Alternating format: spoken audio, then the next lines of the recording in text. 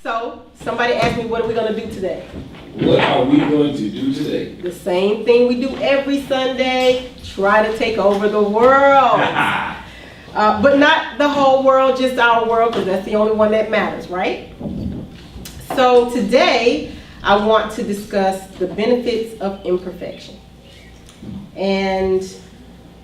But first, let me go back a little bit, just to bring anyone who hasn't been here for all of the classes up to speed. So the first week, we said that we're ghosts, we're spirits, and we're spiritual beings having a spiritual experience in a flesh, blood, and bone apparatus that we lovingly refer to as our bodies. And sometimes we think we are our bodies because our bodies, as our primary tool for consciousness, translates information through third dimensional mind back to the animating presence that some of us refer to as our soul.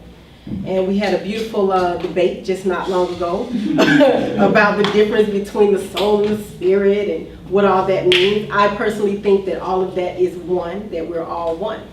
And so our consciousness is primarily focused on old news, okay? And because all of this that's happening now, we've already created it. And we're creating in this moment whatever is coming up for us next.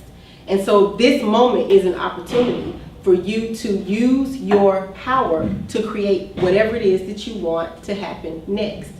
Therefore, there's no reason to be concerned about the future because you're creating it now. So the best way to predict the future is to create it. So that's why I say we're going to try and take over the world. We're going to try and step out of the third dimensional mind. We're going to step out of thinking that what we see and feel in the tangible world is all there is. That's a done deal. Sometimes we forget that we're spirits and that we're making it up as we go along. We are. I actually talked to a client the other day, and she was really concerned about her destiny and her fate. And I said, you're making this up as you go along. And I could see the relief that brought her. She's just like, really? Oh. A weight lifted, because she thought that she was supposed to be doing it right. And she was afraid that she was doing it wrong. And so now she can be free. She knows that she has the freedom to create what she wants. So it's through our conscious focus that we reach into the infinite possibilities of all that ever was, all that is, and all that ever will be. And that group of infinite possibilities that comes through as thoughts is malleable, is changeable, and we can shape it into whatever we want it to be. And we don't have to accept anything that we don't want. So there's never any reason to be fearful. My motto is nothing to fear, nothing to prove, nothing to hide, and nothing to lose. Because I know that I am the creative force. I stand in my power, and I'm very happy to do so. I don't apologize for my success in that, because even if I don't accomplish what I set out to, I'm successful at learning a new way of accomplishing what I want. So in my world, there is no failure. There's only success after success after success after success, because I remember that as a spiritual being, I'm connected to everything. And so therefore I have creative control. But the 3D world is so juicy. Ooh, it's enticing and it's tempting, and it makes you feel alive. Yes, it does. It makes you feel alive. Or you allow it to come into your experience and make you, instead of you making it. You use the tool. Don't allow the tool to use you. Okay, so we talked about all that the first week, and in the second week, we talked about how our focusing tool, our brain, is used to create and experience vibration through our senses, and we refer to that as sensation. Sense and vibration, sensation. Through the law of agreement, we can either use the focusing mechanism, or we can allow the focusing mechanism to use us. Because you are so free, you can choose bondage. I laid out how to use the law of agreement, which some people refer to that as the law of attraction. I call it the law of agreement because I think the universe just agrees with and supports everything that you think about, okay? So I laid out how to use the law to get what you want in 4 major areas of your life. That's relationships, money, career, and spiritual, okay? And for relationships, I said, don't look for the right partner, look to be the right partner. And if you do that, you will attract the perfect partner for you. Now, does that mean that you're going to go skipping through the tulips with this partner and you're going to live happily ever after? Probably not. There are going to be some learning curves, because that's what perfect partners do. They help you to learn and grow. They help you to stretch into the new elevated vibration that you've been asking for. And a lot of times we want, and then we don't go. And what I mean by that is, we want this thing, it's time to move from this place to the next phase, and we don't go. We don't take the bounce, we don't take the jump, we don't take the leap. Because we're so clinging to the current enticing, tempting, juicy 3D world that we're accustomed to. Our third dimensional mind cannot even really fathom those fourth dimensional creations. We're just so stuck here sometimes, or we think we are, and that's why I say you're so free you can choose bondage. And a lot of times we choose to be bonded to what we already know because it feels real, it feels comfortable. Even if it's uncomfortable, it feels comfortable. My mom used to tell me this story whenever I would, feel like I didn't want to do something new and she was trying to push me into the next level. I heard this story a million times, and she said, she would tell it like, it happened to her, and I knew it didn't. I know now, I didn't know as a kid, but she said, one day I was walking by this man who had a dog laying on the porch, and the dog was moaning and groaning and moaning and groaning. I asked the man, why is that dog moaning and groaning? And the man said, because he's laying on a nail. And I said to the man, well, why doesn't he just get up? And the man said, because it doesn't hurt him bad enough. So there are times when, if we want to be moved, we have to hurt. We have to hit rock bottom. We have to smack rock bottom to say enough. And that's where anger and those lower, what a lot of people like to refer to as lower ego reactions, that's helpful. Anger is one of those emotions that moves you. It will make you say, you know what, I don't have to take this. I don't deserve this. Fear will make you stop. Depression that's one. I don't think depression really serves us at all. I'm sure it does in some way. I'm just not sure what it is. I don't think it does. But anger is it's still a level of love, and it's still a level of creation that can boost you. But sometimes you really do have to just hit rock bottom to figure out where it is that you want to go and take the step to go there. And a lot of times our relationships, and everything is about relationships. You have a relationship to your partner, you have a relationship to your kids, you have a relationship to money, you have a relationship to your car, you have a relationship to everything. And so, relationally speaking, all of these things that are coming into your sphere are here to help you move forward. And it's up to you to take the next step. It's up to you to embody the right partner so that you can attract the right partners. And then we talked about money. And basically what I said is, admit that you're already wealthy. Admit that you are, admit it. Comparatively speaking, we live like kings and queens. You really want for nothing. I told my son the other day, he said, I'm hungry. I said, you've never experienced hunger in your life, ever. You've wanted something to eat. Your body can signal that this is the time that we normally would eat. But you have never experienced hunger, ever. And he said, you're right. I've never really, truly experienced hunger.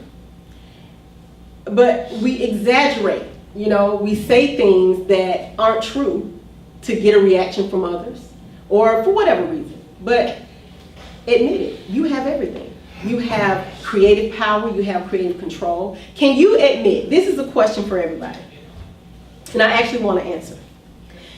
Can you admit that you have been making decisions since preconception?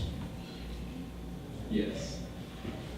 Can anybody else admit that? Can you admit that you have been making choices, making decisions since preconception?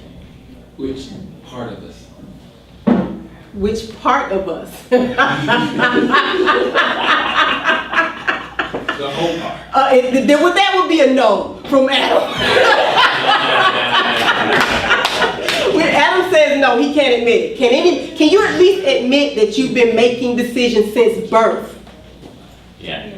Okay, since birth. So you can't necessarily get with preconception, but birth, you can get with. I had a client who, I told her this, I said, you know you chose your parents. And she said, well, why would I choose my mother? She was abusive, she's been mean to me, why would I choose her? I said, because she is going to usher you into the perfect mindset to bring the gift that you possess to this world. You know, sometimes if you haven't experienced something, you can't help somebody else through that experience. And maybe there's a book in you, or an album, or maybe there's something, a poem that's going to help the world, because that's what you're here for. You're here to help evolve Earth, okay? You're here to help evolve the universe. And so sometimes we do, again, have to hit rock bottom. We have to go through things in order for that to be brought forward from us, to be evoked from us. So I'm saying that you have been making decisions since preconception. Yes, all of you, Adam, the whole part of you, the whole of you, you have been making decisions since preconception. So can you admit that you've always been free? Mm-hmm. Yeah. Okay, good. Not consciously. Not consciously. Okay, expound on that a little bit.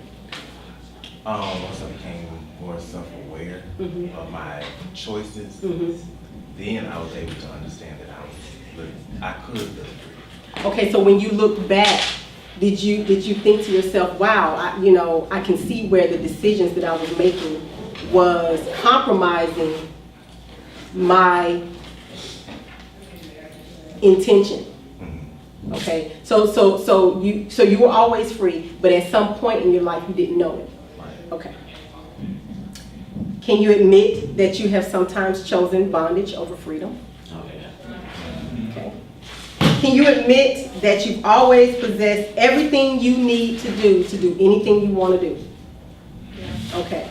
Well, again, admit that you're wealthy. Okay, because all of that is wealth. If you know you're free, if you know you've always had everything that you want, if you know these things, you know you've been making decisions since birth, since before you could speak. You could communicate, but you couldn't necessarily speak. So then you have always been wealthy. Can you admit that the universe has not been created, but is still in the process of being created? Okay. Can you admit that you are an important cooperative component in the continuous creation of the universe? So you know your importance. You know your importance? No? Okay. Co-creators. Co-creators. Okay. Can you admit that the body you inhabit is a universe in itself? Yeah. Okay. Because that will let you know how important you are. Like you know, you didn't have to do anything. What did you have to do for your heart to beat all night while you slept? What did you have to give? What did you have to pay? For you to be able to breathe all night. You don't have to do anything. As you sit here, every single cell, every organ, every part of you is working perfectly. Even if you're sick, you're not sick, your body is going through a healing process. Do you feel a little important when you know that there's a presence that is doing all of that on your behalf?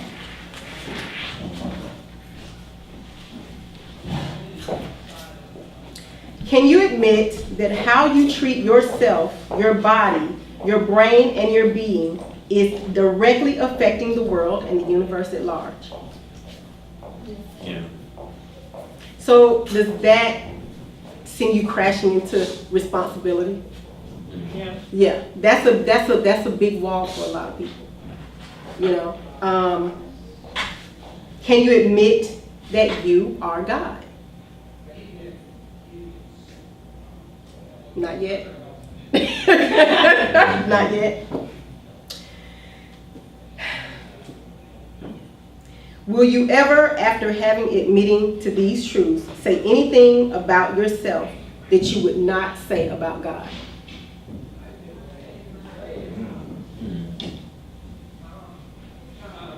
That's a deep one.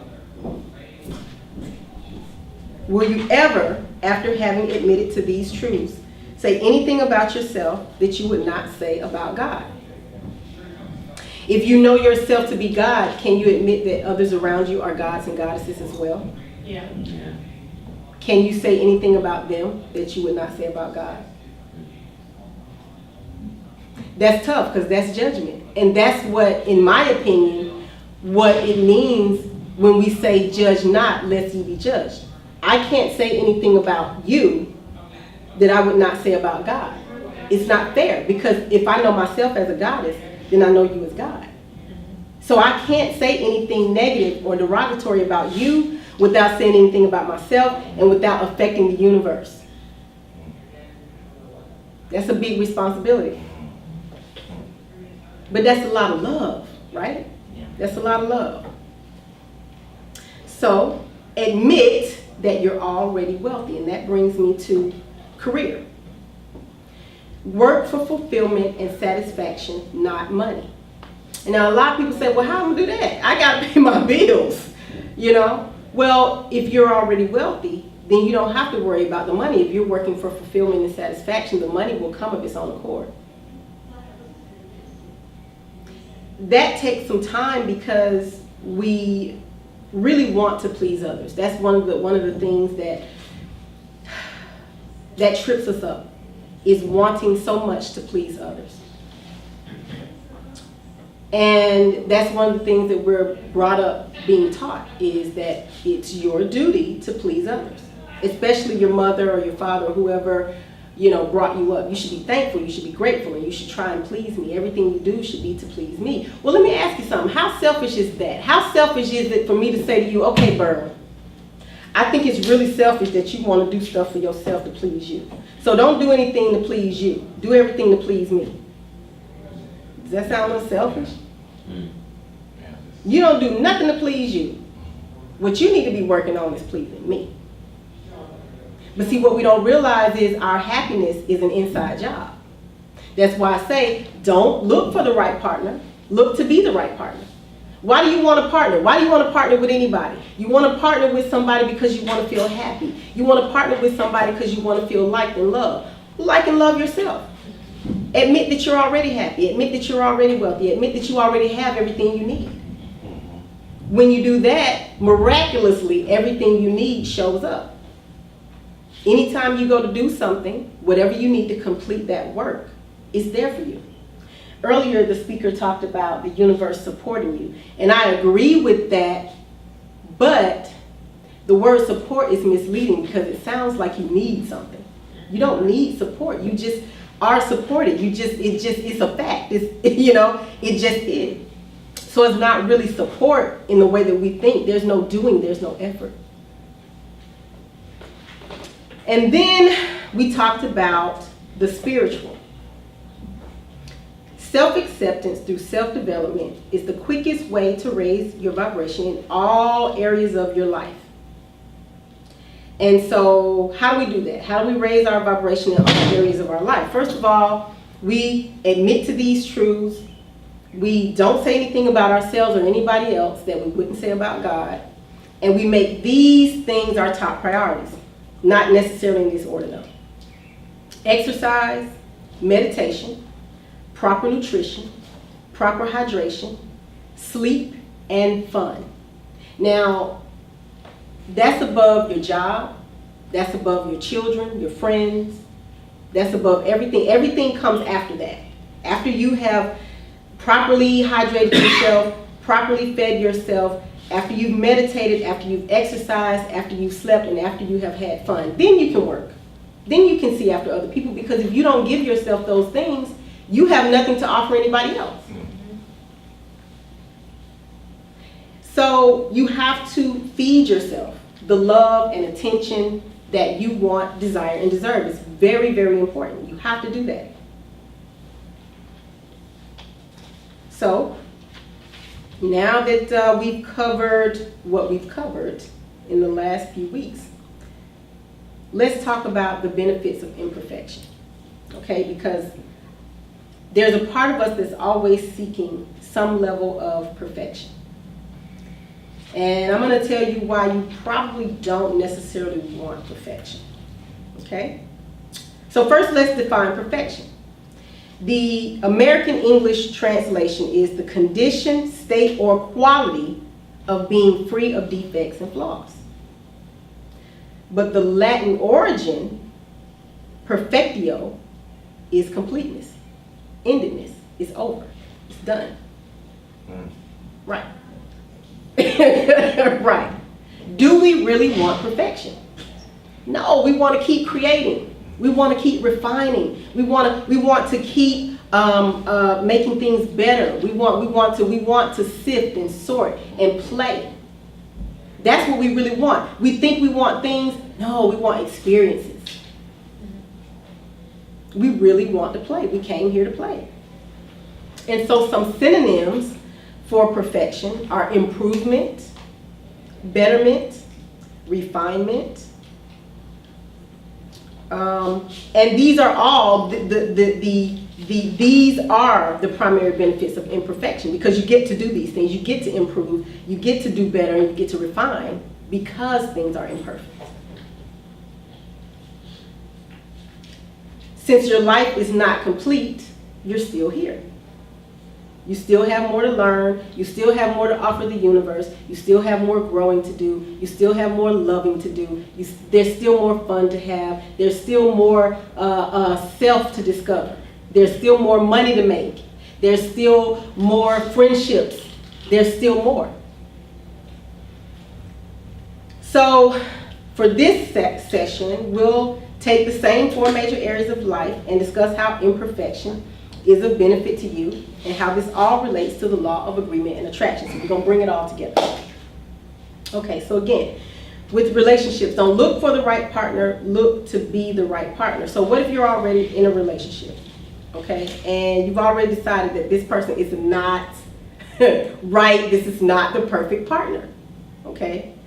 Again, perfection is endedness, it's complete, it's over, okay? But let's say there's some things that you really, really like about this person, right? Like, okay, so we have a lot of fun together. When we first met, we were doing this and we were doing that, and this is all the reasons why I like this person. But then we moved in together and I found out that this, person is doing this and this happened in their past, and then I met your mother, and, and we begin to focus on all the things we don't like and all the imperfections. So I have a question. And I want an answer from someone, please.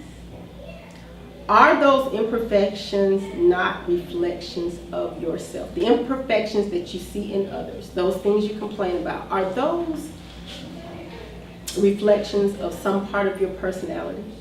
Yes, absolutely. And is that probably why you don't like them? Yeah. So this relationship that we complain about is typically the relationship that's going to grow us. And so you meet say you're in one of these, new normal type relationships, right? And so you meet the kids and the ex-wife or ex-husband, and then you start meeting the family.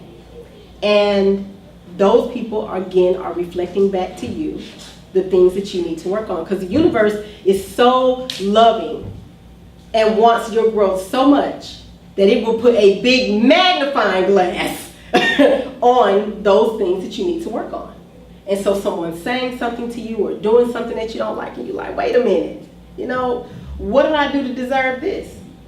Nothing. It's the universe playing with form. It's the universe showing you a part of you that if you work on this, if you refine this, if you use this interaction, this will get you to the next level, to that thing you want to do, that place you want to go, that experience you want to have. This is going to be the bouncing off point. This is going to be the fertilizer that's going to grow the seed. Okay, but we don't do that. What do? We say, well, you know what? I can't take it. I don't like this person. I don't like what they're doing. I don't like what they're saying. I just don't want to be around them anymore. And it's funny because I've done that. I'm a runner.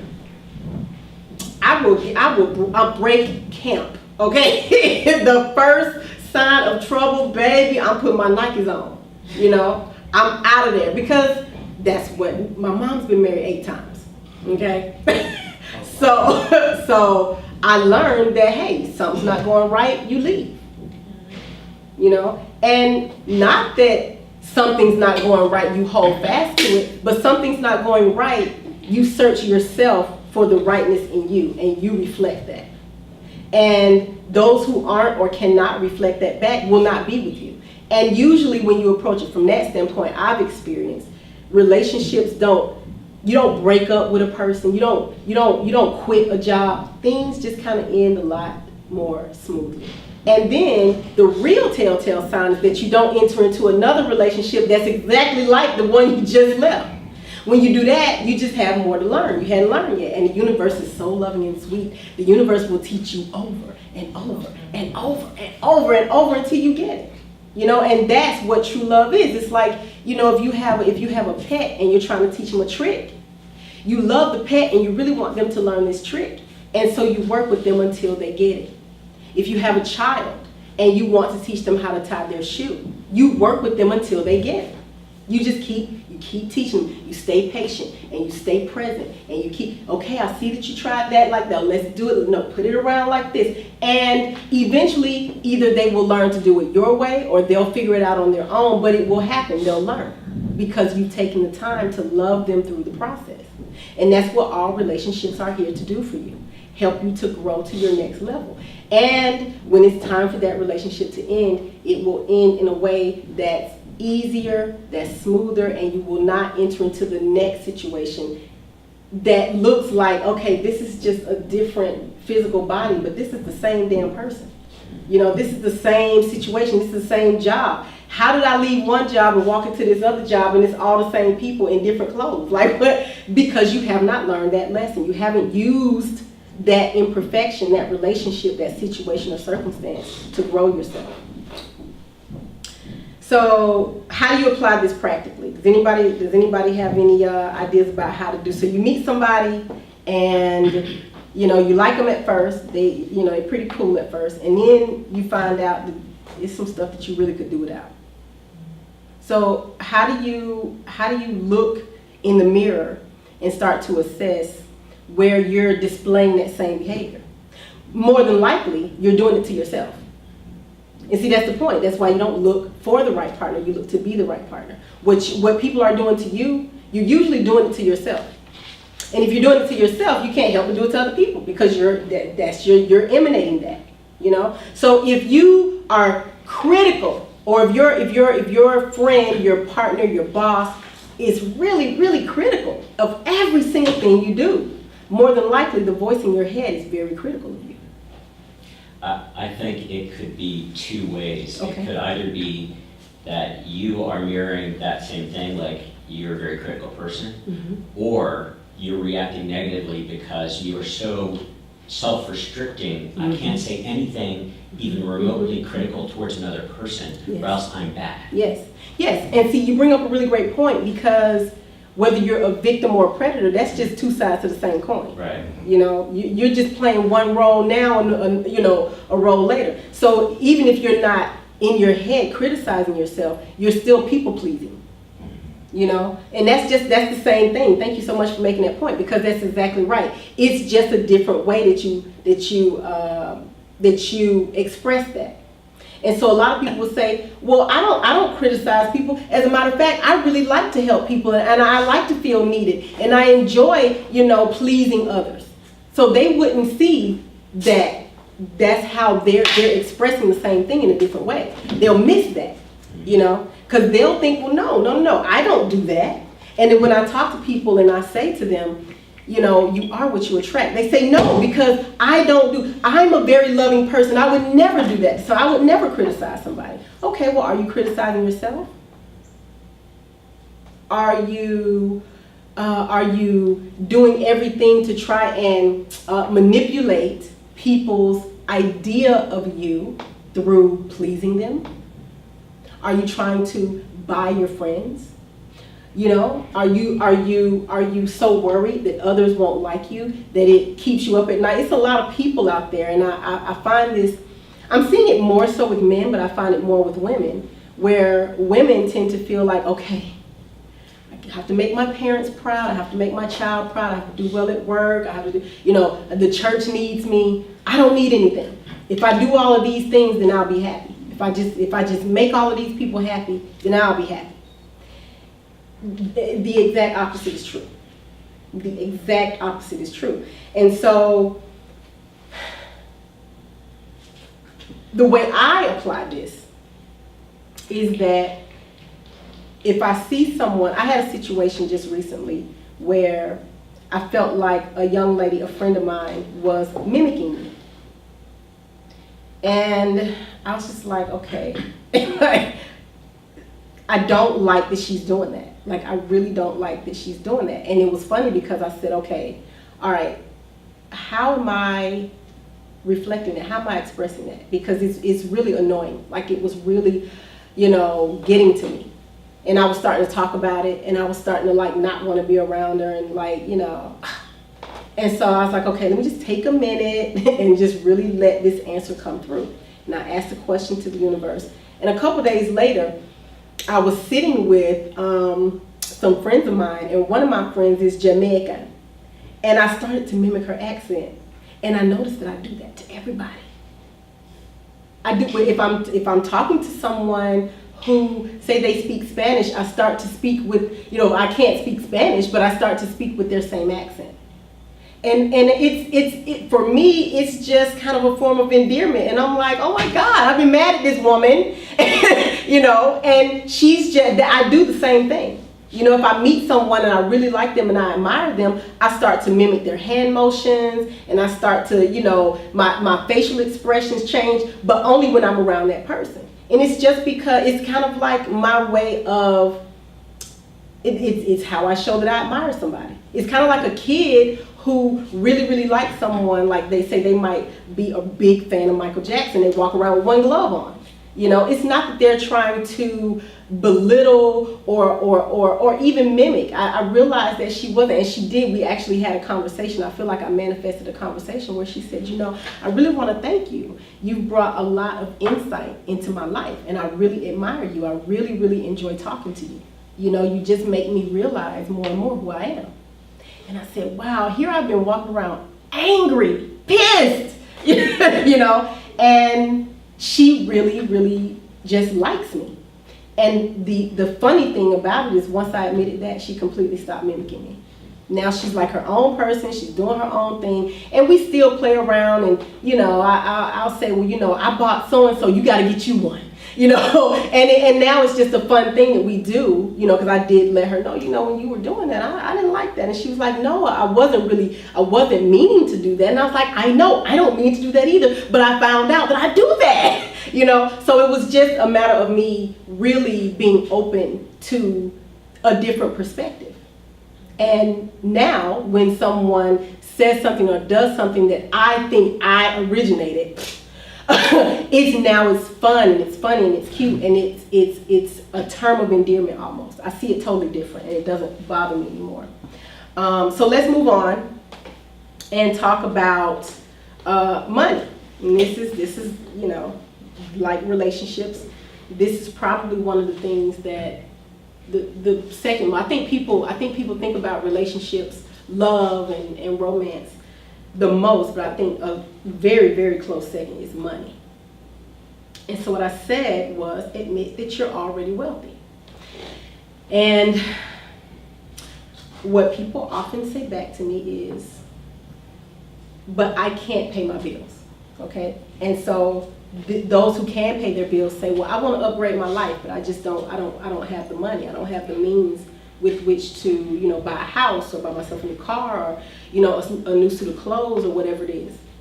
And that's the trick about consciousness and thoughts, is that, again, the law, source, God, whatever you want to call it, just agrees with you. Okay, well, you can't afford to do whatever you want. Okay, fine, you can't afford it. And you get situations and circumstances that say you can't afford it. Instead of, let's see how I can afford to do this. No, I can't afford it. You're not admitting to your wealth, because if you need more money and there's something that you want, if you take a step, more money will present itself. I advise people to, if they want a certain car, I advise people to go test drive it. Not because, you know, you're going to check your bank account and it's going to be an extra $65,000 to go and buy your Tesla. That's the car I want. Not that, but that you begin to do things that slowly get you, or fastly, whichever one, you know, that get you to the point where you can afford it. You're not worried about the money because now that you realize this is how I use this law in practical application. If I have a thought or a desire, in my mind, that means that I'm supposed to have that thing. And that thing, wanting that thing, is going to lead me through a series of steps to get it. And those steps are the experience that I really want. I don't really want the thing. That's just my ego's excuse to take these steps. Okay? And those steps might be speaking. It might be writing a book that sells really great, or it might be creating something that brings me the income to be able to get that thing. And it's not the income or the thing. It's the writing the book, that experience of writing and publishing and, you know, letting people read my words. It's those things, and that's the way that I can help the masses. You know, so now I get to help myself, I get to help others, and my reward is my Tesla. So I don't worry about where the money is going to come from. I don't need to concern myself with that. What I now know is that what I really want is not that thing. What I want is, I want to speak in front of crowds. I want to write books. I want to do things that are going to get me to that point. Even if it's going out and meeting a Tesla dealer who says, hey, why don't you drive this car for 2 weeks? You know, just drive it around. It could be something as simple as that. But I'm no longer concerned with what I can and cannot afford, because the money is, that's just kind of like, that's like, it's not even, I was getting ready to say it's a necessary evil, but it's not even necessary. That's an excuse. It's an excuse we use for a lot of things, you know, but it really is just an excuse. If you can't pay your bills, you made the choice to take on, you know, certain bills. So, hey, you know, you could look at what your bills are, what days they're due, what do I need, what do I not need, you know, and you can recalculate some things based on that. But when you know, just act as if you're at the mercy of life, you know, even though you chose to get the sports package on your cable, you chose it. So if you feel, because you can't, it's never that you can't afford it, but if you feel you can't afford it, remove the sports package. Find something else to do. Maybe you need to get out and play some sports. And maybe by getting out playing sports, you'll meet someone who'll give you a new job that'll pay you more money. And then you can't afford the sport. You see what I'm saying? So it's not about, it is about it to the third dimensional mind, because the third dimensional mind likes things. It likes tangible things. So the third dimensional mind is sort of tricked into what spirit wants. Because, okay, if you want this Tesla, Richelle, you have to do these things. And I will use my body, use my ego, use my mind to take the steps necessary to get me to that Tesla. But what spirit wanted was all the things that I did in between the desire and actually possessing it. Does that make you feel better about like wanting something? It made me feel better when I realized that was what was happening. So there is really no such thing as not being able to afford it. You can always afford whatever you want. Even if it meant, you know, at one point when I wanted to move to California, I decided to sell everything. I sold everything on Craigslist. I don't want the things. I want to live in California. I want to live in San Francisco. Well, I can't walk. I don't want to drive. And I have to buy a plane ticket and have a place to stay. And I got at the time I had like 4 flat screen televisions and like all this stuff. I'm like, I don't even want this stuff. I don't even want this stuff anymore. What I want more than anything is to live on the West Coast. I want to live in the East Bay area. So I sold everything. And I was there within a couple of weeks. I had some really wonderful experiences, but all those things that I once wanted and was itching, because I wanted the flat screens, I wanted the dinette set, I wanted the bedroom suite, I wanted those things. But now they just kind of like didn't mean anything to me anymore. And I sold them at a loss to get what I wanted now. So at once, when I first had the thought, I thought, okay, you gotta have some money to live in the East Bay. Like you gotta have some money to live in San Francisco. So how am I gonna make that happen? Because I would kind of like to keep my savings intact. I don't want to clean that out. Like, I wanted to do it in a very strategic way, in a smart way. And I looked around and I said, I got about 20 plus years worth of stuff that I've collected that I don't even want anymore. I can't afford to go right now if I want to. If you really want something, you'll figure it out. I see a lot of people, they figure out how to get cigarettes. They work low-wage jobs and they figure out how to get their drug of choice. They figure out how to buy the $800, bag they want. They figure out how to buy Nikes. They figure it out. You'll figure it out. So there is no such thing as I don't have the money. Sometimes it's not money that you need. Again, money is the excuse you're making for not going after what you want.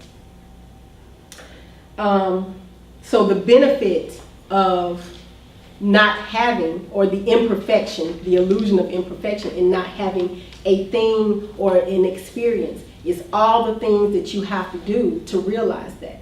When you do those things, you now are benefiting the universe, and that's what you came for. Okay, which brings me to career, and I said this before. Work for fulfillment, not money. Does that sound impractical to anybody? Oh, this. Okay, wait. We got Yeah, I don't know. It's something I have heard a lot. It's hard to actually take it in and like really, I think, truly believe it based on the way that I was raised and the messages I have received. Yeah, I have to agree with you that for a long time, it was very, very, very difficult for me to imagine not working for money, because I was like, well, what else would I work for? Isn't that why people work? Like, and working for fulfillment, I realized that I was kind of doing both. I really enjoy real estate. That's the thing that's, when I discovered real estate, I thought to myself, why didn't I know about this when I was like 19? Like, why didn't I know about this, long ago? And it was because I wasn't ready at 19 to be doing that, contract negotiation and stuff like that. I wasn't ready. And plus I had a kid and, I was doing some other stuff, but, I was doing both and I didn't realize it. But the part that I was stressed out about the money, and because I was so stressed out about the money, I wasn't allowing the fact that I was making people's dreams of home ownership come true to be the fulfilling part. I was so worried about the money. When is it gonna close? Calling up the loan officer. Before I got into the real estate side, I was a loan officer. And I used to be so upset at the real estate agents for calling me, bugging me every 5 minutes about the financing. But then when I got into real estate, I was doing the same thing. Why won't you answer my phone calls? Because my client is calling me saying, when are we gonna close? So hey, I got to put the heat on the finance person.